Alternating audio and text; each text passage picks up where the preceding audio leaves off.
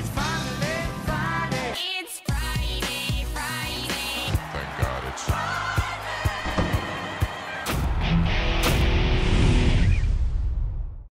All right, welcome back to the Friday Show, presented by NYRA Bets. They have a special deal going on for the Breeders' Cup. Sign up, bet 200, get 250. What are you waiting for? I'm Scott Jagow along with Ray Paulick.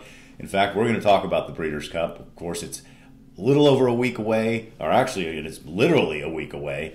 So Ray, I wanted to ask you, there's 14 races, full fields in most of them. You've got a lot of horses that are going to go off at great odds who have a very good chance of winning these races. Betting opportunities abound. How do you focus? How do you prepare for this betting bonanza? It's tough. It's tough. You know, the biggest challenge for me really is time management, and that's putting the time in to do the due diligence that I think you need to do to be successful at the Breeders' Cup, and that means, you know, Xing off so many hours in a day where you can study the past performances, where you have, I think it's really important to look at replays of races, to study the films, and you know, it's hard to do that for 14 races. So one of the things that I do is I just look at some of the races and say, okay, this is a couple races that I don't think I'm going to invest the time in, because I can't invest enough time in all of them. And for me, it's the races that have the most unknown quantities, and that would be the juvenile turf races this year. There's 3 of them. The sprint is the new juvenile turf sprint is maybe interesting, but the 2 juvenile races, I just had a hard time in the past because it's hard to compare European form to American form. Well, this year, all of those juvenile races are on the same day. They're all on Friday, Future Stars Friday. So you can focus just on the 2 dirt races there. That makes it easier to kind of compartmentalize, and then, you know, focus on Saturday, where, again, even on the Saturday card, I like to look historically at how races have been run in terms of the winners. Like, do European horses do better in this race historically? Is it a long shots race or a favorites race? By breaking it down that way, then I can zero in on the races I think will present the best opportunities, or where there are vulnerable favorites. Because, of course, at the Breeders' Cup, you got to bet long shots. That's what it's all about. You get 60 to 1 sometimes. You get 35 to 1, 16 to 1 on really good horses. I mean, Talismanic, I think it was 14 to 1 last year. So, there, you know, but I go into every year, I'm going to be so disciplined this year. And then I get there and I'm like at a smorgasbord. I'm like, I want to bet every race. I'm going to try not to do that this year. Yeah, and you know, I try not to decide too early what races are playable or unplayable. You know, you look at a race where you have a heavy favorite and you say, you know, you can't beat this horse. I go back, and this is going way back, but you know, the 3rd Breeders' Cup, Dancing Brave came over from Europe. He was a heavy favorite in the turf. I think he went off at 1 to 2 odds, and he did not ship well. He did not handle the Southern California weather. The reports were pretty widespread that he was not doing well. He still went off at 1 to 2.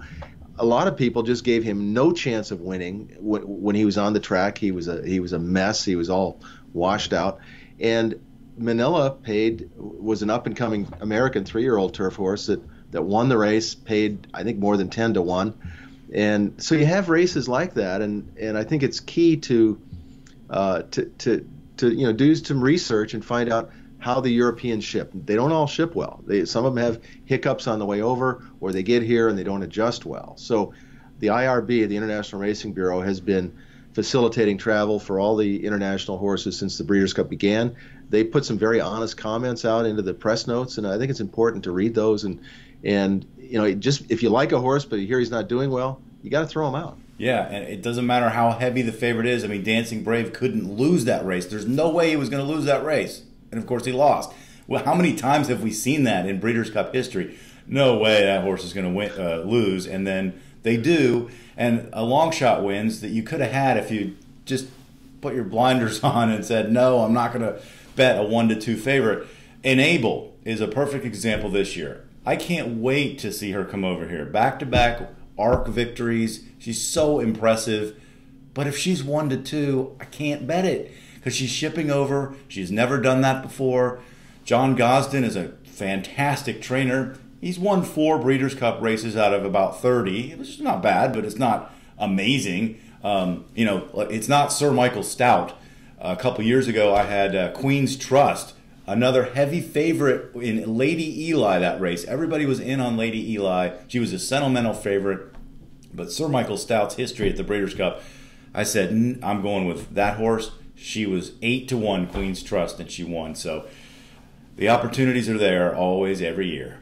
Yeah, there are certain trainers that will not come to the Breeders' Cup unless they really feel they can win. Sir Michael Stout is obviously one of them.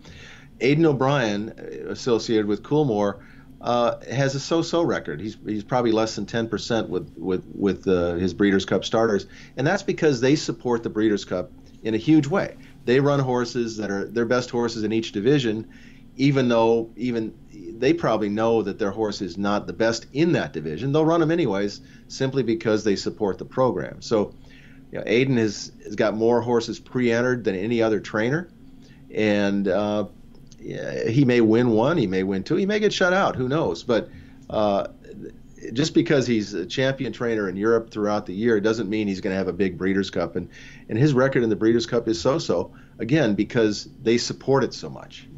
Yeah, one thing I do in my approach to the Breeders' Cup is I try to get as many different opinions about horses so I can spot patterns where people are high on a horse that's a long shot, and I invest in products, time form and Thorograph and buyer speed figures and Brisnet. I try to get as many as I can, and it's worth the investment to me to see if I can spot horses that have some commonalities in the numbers where a lot of the figure makers are in on a horse that's not a favorite.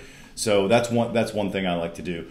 The other difficulty about the Breeders' Cup is deciding how to bet, because you can handicap the heck out of it, and then you might get paralyzed, and I have in the past, deciding how to attack a race.